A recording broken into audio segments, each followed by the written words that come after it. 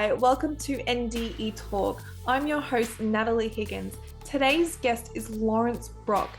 Now, he has a Doctorate of Spiritual Science, holds a postgraduate degree in advanced ministerial counseling. He is an ordained minister, a certified Polarity Therapist, and a fully accredited advanced biofeedback practitioner. Now, Laurence joins us today to talk about his near-death experience that followed a horrific car accident in 1976. Today we get to learn about his experiences as well as where this experience took him on his journey today. So without further ado, I welcome you, Laurence. Well, I guess you want to hear about my near-death experience. I had always had, I don't know if interest is the right word, but it's always like in the peripheral of my life, there was things trying to get me to be spiritual before my near-death experience. But I was just focused on mostly kind of partying and, getting a job and all that kind of stuff. And I was never such a great student when I was younger. I kind of joke around when I started paying for school, then I became a great student. But so I was living in Colorado in the US, and I was working in a restaurant, working from like 2 in the afternoon to midnight or whatever, drinking beer, smoking pot a lot. I came back east in the Northeast in the US to visit my parents, and they lived in Rye Brook, New York. And my roommate in Colorado was a friend of mine from when growing up. In high school, I mean, I knew him from when I was in elementary school, and then in high school we became friends. And so we came back to visit our parents. We drove all the way back, like without stopping, and we drove in his car. He had a Datsun 280Z, or like a sports car kind of thing. That was kind of fun to drive. And so we came back, got to the area where our parents lived, and we each went home to rest for a while because we drove basically straight through for like 1,800 miles. We heard, I don't remember if it was him or I that heard about a party a friend of ours from high school was having, and we decided to go. So I took my mom's little Ford Bobcat, and he drove in his nice 280Z or 240Z. I don't remember which one. 280. And so at the party, we were partying definitely, and I kind of pretended or thought I pretended I was higher than I was and told the young lady who was having the party that I was going to leave my car there and I was going to have my friend drive me back to my parents' house where I was staying. And but really my motive was to go back the next day and talk to her because I thought she was cute. And it was too noisy and she was busy hosting at the party. Almost back to my parents' house, I realized my sister needed my mom's car the next morning for work, so I had my friend bring me back to the party. He protested a bit because of what I had said to him, which was I was too drunk to drive. And I explained I didn't really feel too drunk. I just wanted to go back the next day to talk to the girls, so he brought me there. I do remember walking through the party looking to tell the young lady, I mean, I say she's a young lady now, she was my age, but, and that I was going to, take my car. And I do remember walking towards the door to leave the party. And, I still have the memory in my mind and I, see the people there. They were like when you drink a bit too much, how everything's a little bright and a little hazy.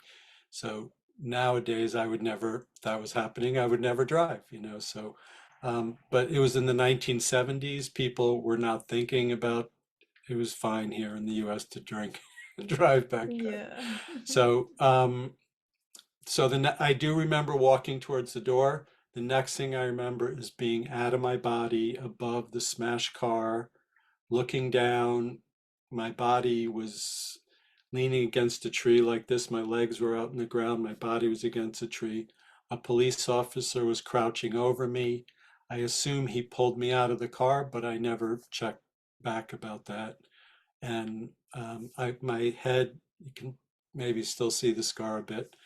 Luckily, in men, having a scar is kind of, you know, not considered a problem, really. So, um, and then I was in white light. It was white light all around me, even though it was dark down on Earth, and it was all white.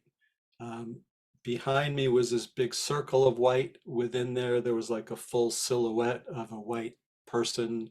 It was just white, like no features, and all these different shades of white, like radiating off of that being.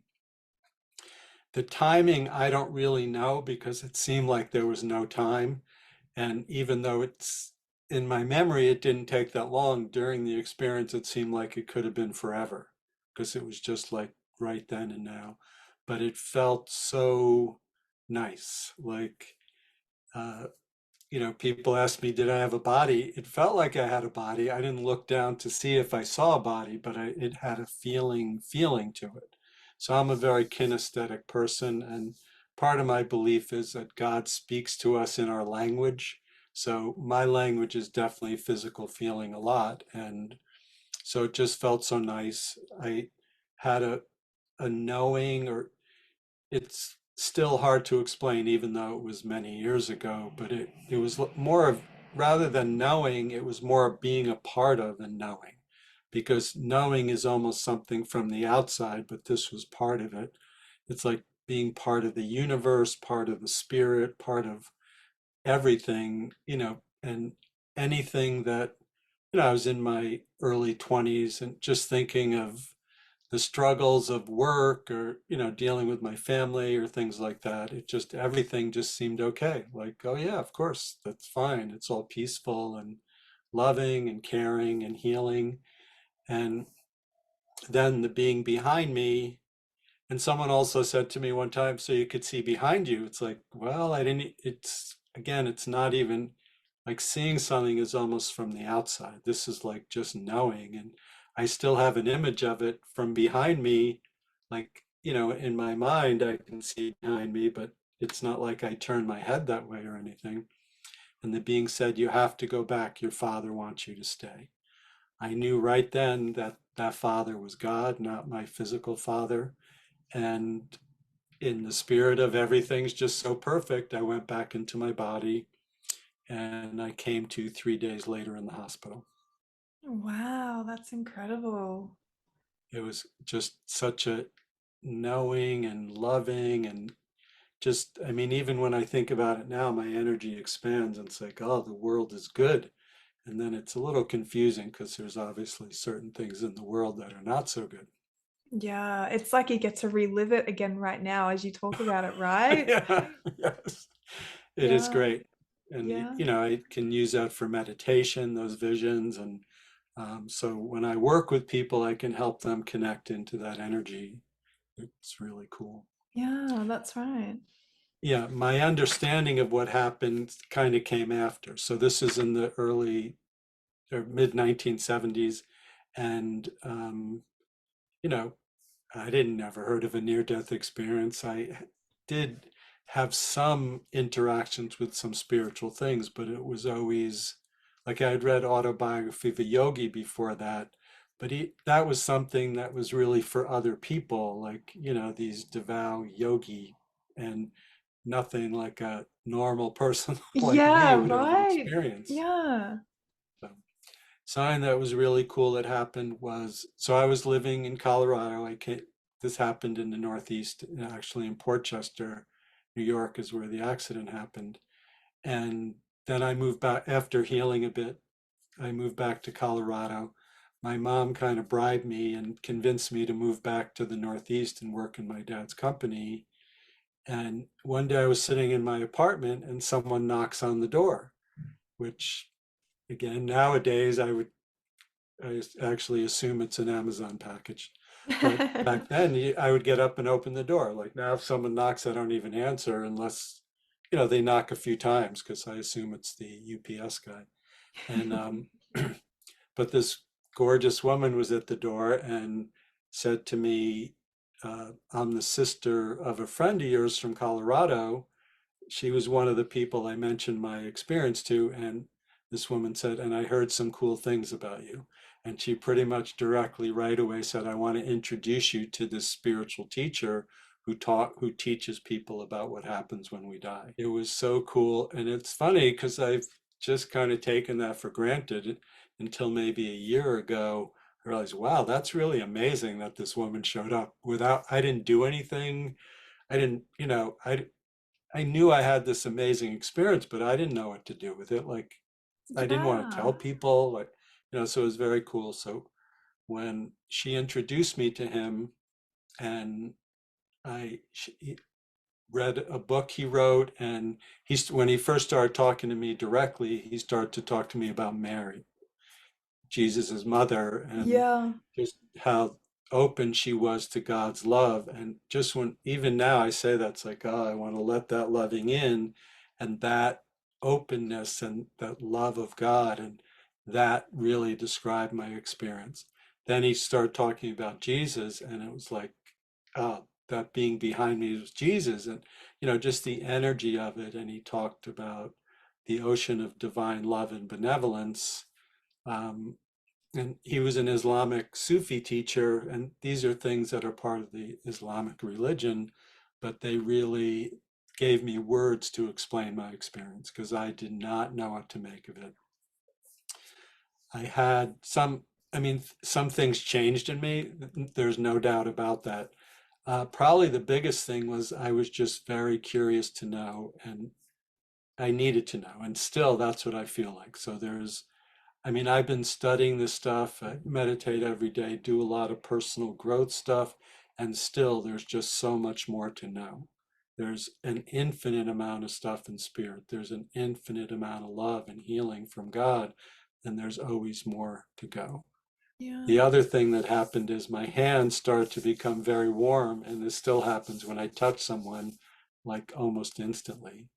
And again, didn't know what to make of that. Nowadays people know about healers and stuff. And, my only knowing about healers was on like Star Trek, the original Star Trek. And, there was like, of course, I kind of fantasized, oh, I could do that. But I thought it wasn't real, really real. So, and I just had some things happen. One of the early things was a friend of mine, actually my friend's father, who I was friends with also, he told me his father. So my friend's grandfather was very sick, and I said to him, I'll pray for him. And I did, and I felt something happen. And again, I didn't go check right away because I thought it was just some, my ego or something. But when I saw the father the next time, he said, I think something happened when you prayed, because that day he got so much better, where they were thinking he was going to die any day to where he lived for months longer. Again, not really knowing what to do with this, but started learning eventually from this teacher who was an amazing healer in his own right. And he would tell me I was a sensitive, which I knew was good because he called himself that in his book. And then I started to learn, and I've met lots of other people who teach spiritual things and methods for healing and everything. Yeah, beautiful. And you actually answered quite a few questions that I wanted to ask you, so thank you for Okay. that.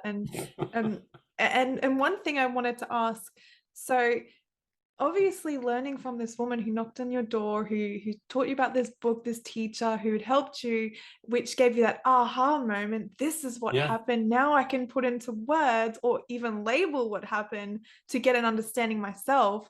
That's fantastic, and I would like to talk more about that down the track for those who have had near death experience and don't know what to do, don't know where to yeah. go.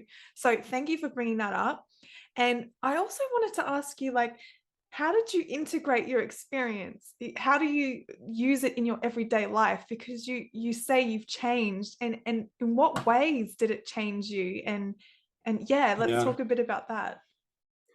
Well, my whole mission in life became, I, maybe changing me is the wrong word, but it just made me aware of my mission in life, which it is that I mean, I do meditate every day. I take and I heal people, but I take it very seriously. So I spend hours every morning doing journal writing, doing Tai Chi, some yoga, meditating. There's some other things I do from time to keep my energy clear, to align more and more with the spirit. Um, so I think getting help from someone who knows more than you is really important because, I mean, my near-death experience was really a big thing, but like I said, I didn't even know what to do with it. Mm. Uh, Most of the really big explosions in awareness after that happened with the assistance of spiritual teachers. So, um, a lot of times, and I understand sometimes I wish I could I mean, I can do a lot myself now, but sometimes I wish I could do it all by myself, but I realize that really is the ego. And, God's gifts come however they come. And if there's someone, it's kind of like, I don't know, doing some home improvement things. If, you ask someone who knows more than you get help from Yeah, people when things yeah, you don't know. So that's important. But meditation and journal writing are probably the main two things people can do to help themselves. And so I have things on my YouTube channel, meditation. You saw the basic yeah. soul I meditation. did the meditation. And just before you go, guys, you're going to want to check out his channel because I did one of his meditations and I had never felt so calm. I don't know what it was.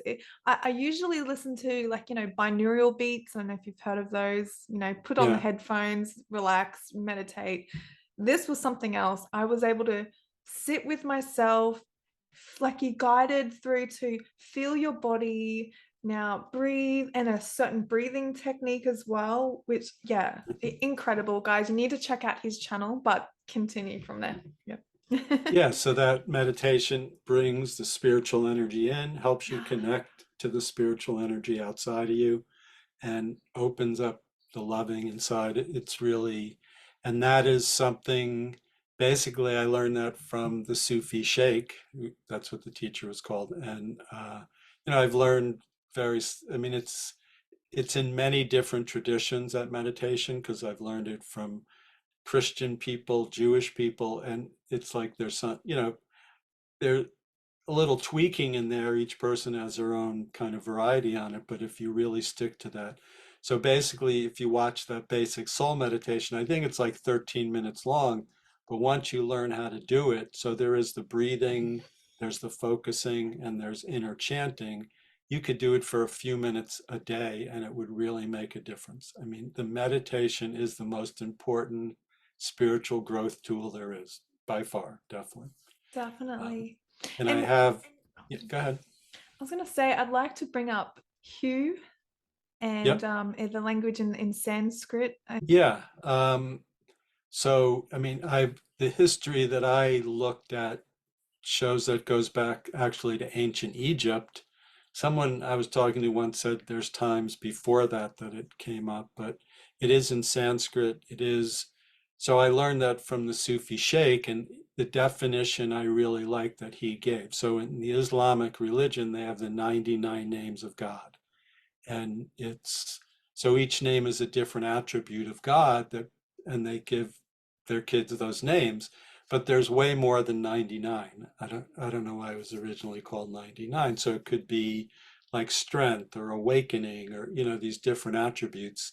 And what he said was in the hue sound is all the names together. So it's all the vibrations of God. It also connects to so a lot of people chant Om, which is to the mental level in spirit, which is a very powerful thing. But the hue sound goes up to the soul level, which is uh, more of what I want to be doing and connects there. it it's a whole new feeling. I felt like this energy surge throughout my body, which I can't really explain. It was That's great. amazing. Yeah. Yeah, yeah, So hue in Sanskrit, my understanding is it means God. So yeah, that's yeah. And I'd like to bring you back to the near-death experience, if that's okay. okay. Sure. So you mentioned that when you were in the white light, you said you looked down and Earth was dark. Is that Yes. right? Yeah, it Um, was nighttime. oh, so it was nighttime. Okay, I thought maybe it had some sort of relevance or some meaning that the Earth Oh, was no, this it dark, wasn't an scary. energetic thing. No. Okay, good. Um, Another Yeah, thing I almost the opposite because it just looked like everything was good. That was the yeah. thing. And not like, Okay. whoopee, it's a party. It was just like this peaceful, oh yeah, everything makes sense, and there's, again, part of it is being part of it and just knowing as opposed to on the outside and figuring it out mentally. Yeah.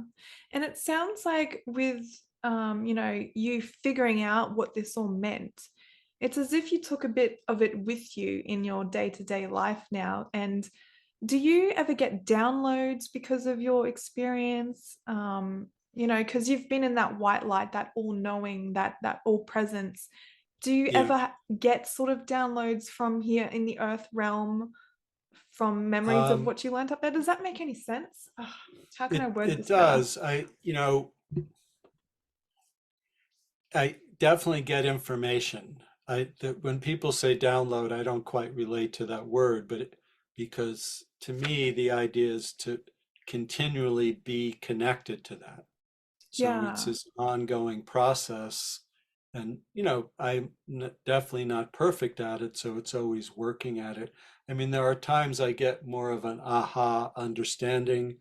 When I work with people, I know a lot of stuff about them, but it doesn't feel, I don't know, when people say download, it almost like this intense information comes in all at one time or something. And well, sometimes it's like that, but there's always something gentle and loving with the process, and um, it's more of being a part of this flow as opposed to, like, download would imply something from outside is coming in, and I just don't quite experience it that way. But I do get information all the time about people I'm working with, about myself, about my family, um, sometimes about things in the world and understanding stuff like that.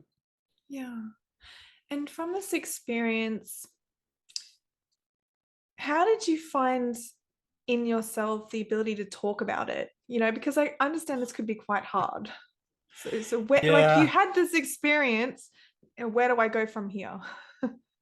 well, like I said in the beginning, I mentioned it not really knowing how to describe it to just a few people. So when I was with the Sufi Sheikh, he had had a near-death experience, and a lot of people that studied with him did.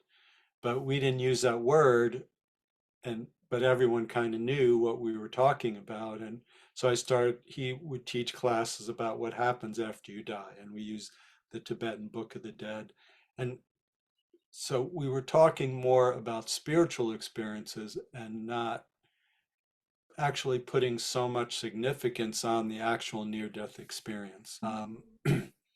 A couple of things come to mind. One thing, I'd say about 5 years ago, I was teaching a class at the University of Bridgeport, and I would go there like once a year for a while as a guest professor, and I would teach. They have like a mindfulness class there. I would teach at, and then I would do a workshop, usually on breathing or some other kind of self-care stuff. And after the woman who used to set that up for me, after the mindfulness class, um, she said she was going to be teaching this class about death and dying or living and dying. I don't remember the name of it, but then I said, oh, I had a near death experience. So I knew that word by then, but I didn't realize so many people were interested in it. And she said, oh, you got to come to my class and share your story. And so I posted something on Facebook. I'm going to be teaching this class on death and dying and talk about my near death experience. And so many people said, oh, I want to hear about it. So that became a whole lot more permission to start talking about it. Like now everyone loves to hear about it. So I got a lot of permission. One really nice thing that happened. So my dad actually passed away a couple of weeks ago. And Mhm. so it's nice to be able to support him spiritually in that process for him, which was really nice. And he was 92. He had lived a good life, and um, But I don't know how many years ago, I guess it was just a few years ago. So when he was in his early 80s, he met this woman and they fell in love. And he loved her so much and she loved him. It was just this nice thing, but he really started to open up emotionally. Before that, I mean, he was a sergeant in the Marines for a while when he was younger. So I always Okay. talk about him in that way, Very and masculine, strong-headed. yes, and not very open emotionally. Yeah. So, but he started to open up, and it was kind of cool because he said, and even though he was in his late 80s at this point, he was very sharp. It's not like he was, his mind was going at all, but he must have looked me up online and saw about my near-death experience, and he said he had a near-death experience, but his near-death experience was he was driving, actually when he was in the Marines, and he was driving, because my mom didn't always live with him when he was in the Marines, and he was driving back to, you know, the place where he lived as a Marine, and he fell asleep, and then some gravel on the side of the road woke him up. So he didn't Wow. really have a near-death experience, but he was saying, if he didn't wake up, he might have died.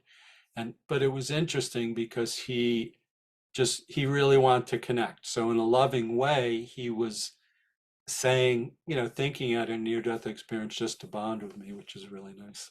Oh, that's beautiful. That's Yeah. really good. Yeah. And when with your dad's passing, I am so Yes. sorry for your loss. I Thank you. really am. For those who are watching this who might be suffering the loss of a loved one, is there any advice or something that you could give to them that would help them to understand that, dying is not what we think it is? Yes. Well, for my dad, until maybe 6 months ago, he would seem perfectly healthy.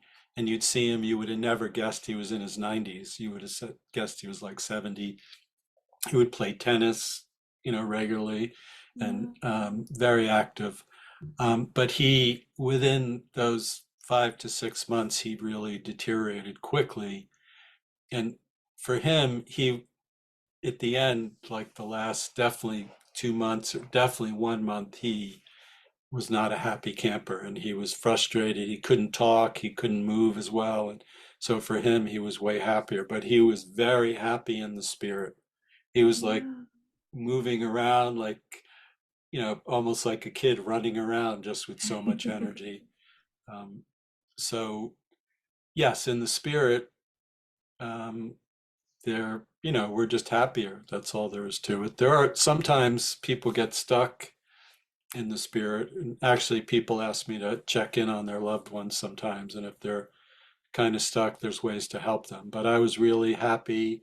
So near the end, I would sit there with my dad and just meditate for a long time and, tell him it's okay. And since he did open up the discussion about my near-death experience, I told him that I got a view into what it was like and that it would be okay. And, that my sense and knowing was that my mother, who had died years ago, was going to be there to meet him. And that part was Oh, really nice. And he, he wasn't a very spiritual person, even though he did really open up emotionally a lot more. But there was a couple of times he really just got it, and he couldn't talk, and he'd reach for my hand and bring my hand to his mouth and kiss it, just to express his loving and caring. It was really beautiful. oh, thank you so much for sharing that with us. You're welcome. Do you think that from your experience that you're no longer afraid of death? Um, yeah, I'm not afraid of after death, but I definitely, Yeah. you know, both my both my parents didn't really have to, suffer for very long before dying. So I'm hoping that that happens for me. Uh, Mm, yeah, I'm not, the part after death is, it's like a party, to tell you the yeah. truth. So it's really good.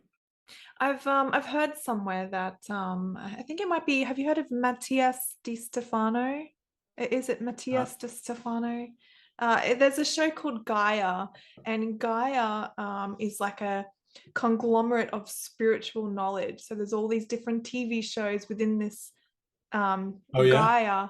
Oh, It's like a maybe. Yeah. foxtel. Yes. Yeah, I've yeah. heard of it. So there's a guy on there who talks about we should celebrate death. We shouldn't look at death as something scary rather, but we should look at death as a sending off, like a see, we'll see you soon, we'll be together again. And Yeah. so yeah, Yeah, I think that's good. It's with my dad, it was a little clear because he was definitely suffering. So, but it mm, was a little confusing that my dad wasn't around. It still is a little bit. And I'm 68, so it's kind of funny, but even when I think about things, there was something in reference to him that was there that's a little different on the physical level. But spiritually, it is a great thing. With my mom, I remember going from being so joyful that she was going to be connecting into, I mean, when people get close to passing away, they connect into the spirit a whole lot more. And I remember sitting in the limousine for her funeral, going from, oh, this is the greatest joy in the world, to crying that my mom wasn't around anymore. So there's, both those parts, our spiritual part and our physical part. But yeah, it was nice at my dad's funeral. I was remembering things from early ages. And I don't know, one thing I'll say, I went to a baseball game with him for the New York Yankees, and both Roger Maris and Mickey Mantle hit 2 home runs. And that was one of my memories. nice. It's such a great game to have been at. And, you know, it's, it is, I mean, in life, even away from death, it's good to acknowledge the good things that happen. In your Yeah. day-to-day life, it's easy to get caught up in the struggles of paying the bills, dealing with family drama, and whatever that is. But to acknowledge those little things with family, to acknowledge those triumphs at work, to acknowledge, the accomplishments, and make sure you make a mental note of that. It is part of the spiritual journey to keep choosing into those gifts from God and Mm, inside of you and outside of you. So it definitely applies to passing, but it applies to life all the time. awesome. Awesome. I wanted to switch gears just a little bit and Okay. talk about um so I spoke to you earlier about, before we started the podcast, um, my just connection to you, not really understanding what it was. And that I mentioned I felt like drawn to you and I didn't really know how to express it. And you mentioned that there is ways to understand it and tap into that energy. Yes. So could we sort of touch on, can we connect to our higher self? Um, can we connect to that space that you were when you had your near-death experience without necessarily having a near-death experience?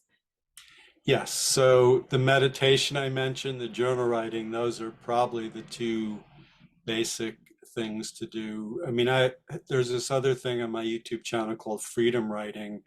That is another great tool. That's more for clearing. It clears a lot of stuff, but the thing you feel, I describe as it kind of clears the cobwebs out of your head and your emotions. And working with someone who, like me, who knows more and knows how to do that is probably, but try meditating every day. Also, getting some physical exercise is really important, even if it's just going for a walk for 20 minutes. Taking care of yourself, treating your body and your emotions and your mind like they're a temple. And it is, and you want to honor that and respect that. The thing I said about honoring, noticing those little good things in life, but really important also noticing how your qualities are part of that. So our soul and our gifts from God are our qualities. Like if you're intelligent or a hard worker or creative or whatever this is, those are gifts from God. And when you express those and that you have those to recognize and be grateful and thankful, that's what's really important. Yeah, and for the viewers watching, how can they get in contact with you? Because you said you are a teacher yourself. If they want to learn about this stuff and connect with you on a deep level to understand this, how can they get in contact with you? Yeah, well, my website is laurencebrock.com. Um, my YouTube channel is Dr. Laurence Brock. I have TikTok, which is doc.brock, doc.brock at TikTok. My phone number is 732-567-6388. And you can text me, or that's on WhatsApp also for texting on there. Um, yeah, there's a lot of good videos on my YouTube channel, but so more than what teaching, I mean, it does teach you, but what I do during the session with me is you get the experience. I can also clear off any negativity that's around you and help realign things in your all different levels of your Like in the consciousness to line up with your chakras spiritual and all unfoldment. that? Yes, it could be your chakras. There are many, many things you can check. The way I talk, um, I guess emotionally, it's kind of like that you are open to these miracles happening. And then it's like the energy opens up and connects into the spirit. But it could be balancing the chakras, it could be checking acupuncture points, any of your systems in your body. There could be memories from other lifetimes, memories from this lifetime. There's just so many things to check. And normally I just know intuitively where to go and what to talk to you about. And then it opens that up mentally, and then the energy comes in. There's also all these wonderful beings in spirit that come in to help during the session, and that changes from person to person. So you channel? Again, I don't particularly like that word, but it's more um, so these beings come in, they're not necessarily coming through my body. Sometimes I mean, I see things either out here or in my mind's eye. Sometimes I hear things. So it's more like being a vessel for spirit in whatever way that is. I'm not necessarily opposed to channeling, but the purpose is healing and spiritual alignment for the person. I do get a lot of benefits from that because the energy is really quite amazing, but it is asking these like beings, there's angels, there's saints, there's healing masters, there's teachers in the spirit that come in and work with the person that's working with me.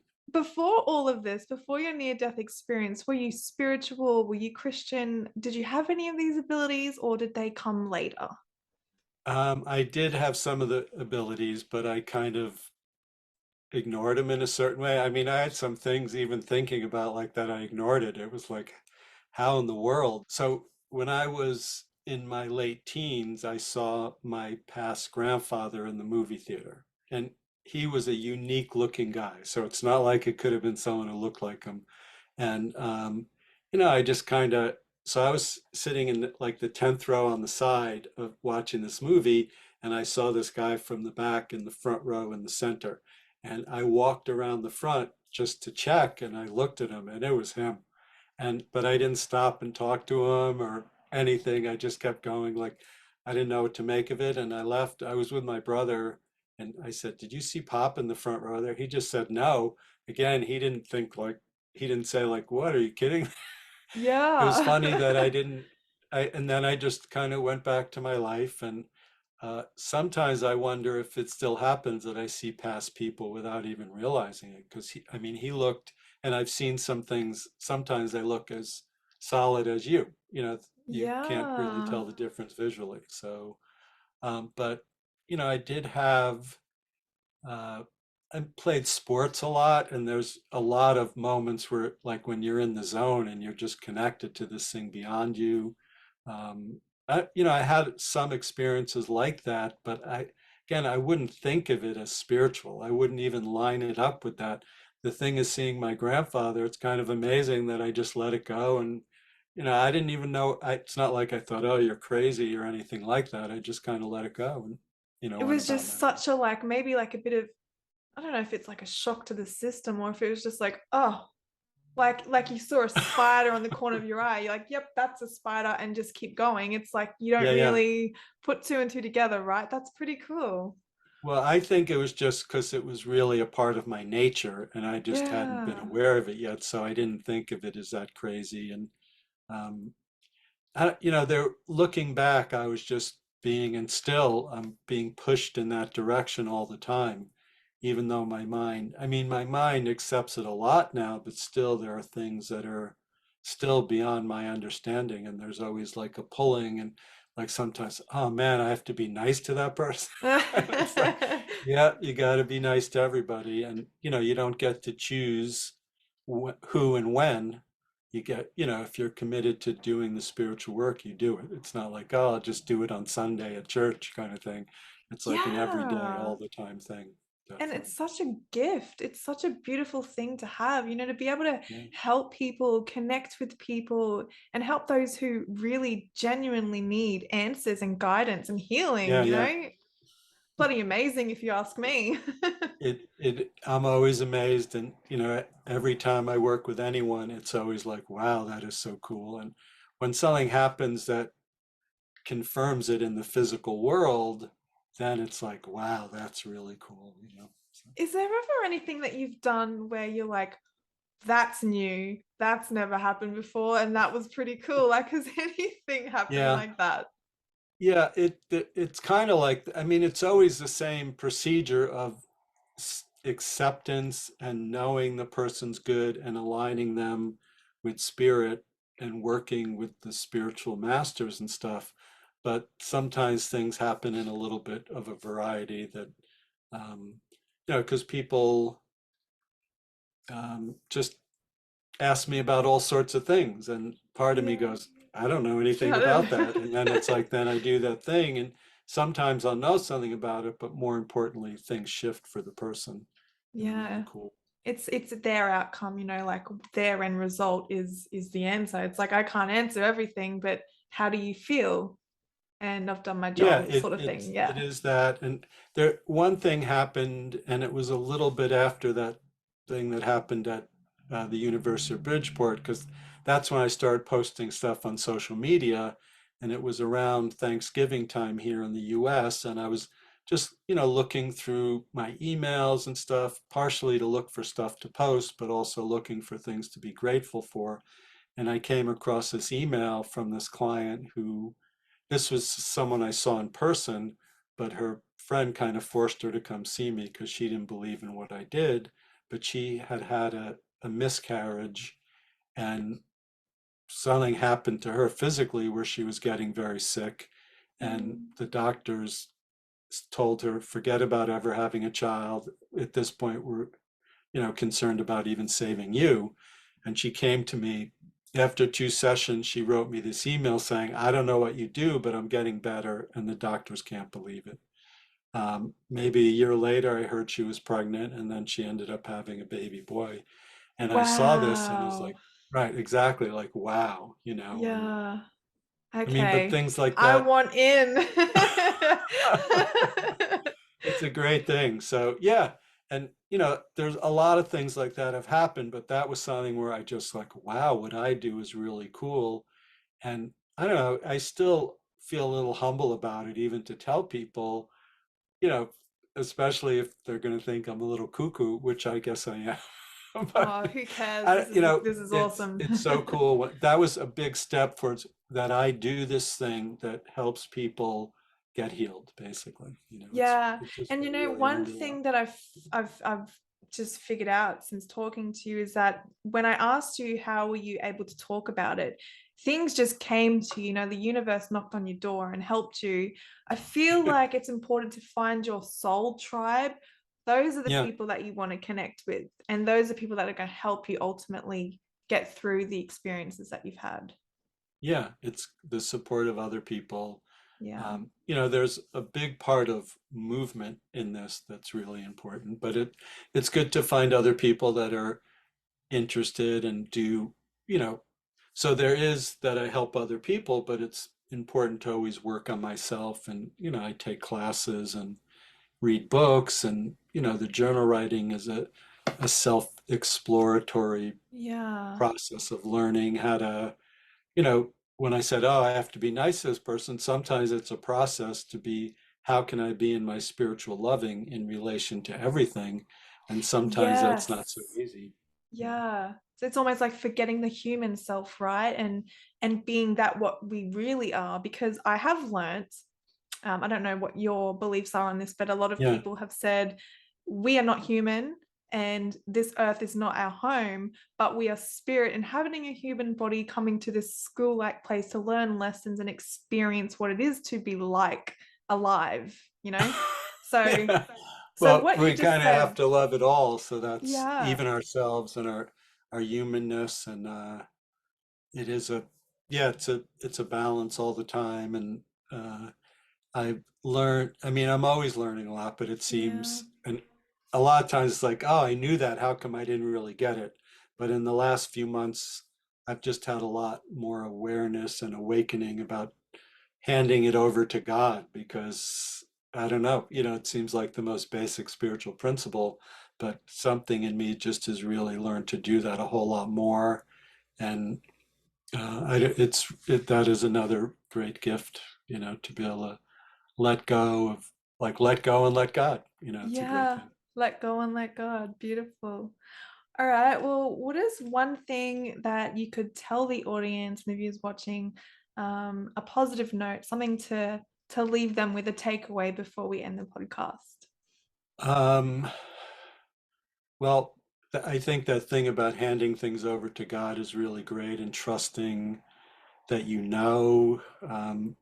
there's a great love, and everything starts with yourself. Like, love yourself, and then love your neighbors, take care of yourself, and take care of others. Yeah, things are good that everyone has these special qualities, and it might be expressed I mean, it's easy to see what I do that it's spiritual, but anything, any work that you do can be spiritual. Anything you do, I can, all these things come, help be of service, and but first, God, then you, then your family, and then your community, kind of thing. So, Yeah, and that all makes sense now. On yeah. my spiritual journey, they would always say, put God first and you then others. And I was like, Yeah. why? What? But it makes sense now. Do you know what I mean? So, Yeah, yeah. that's good. Awesome. All right. Well, Laurence, it's been an absolute pleasure having you here. Thank you. Thank you Yeah. so much for sharing your experience. Just incredible. And yeah, enjoy the rest of your day. Thank you. Thank you. Same to you.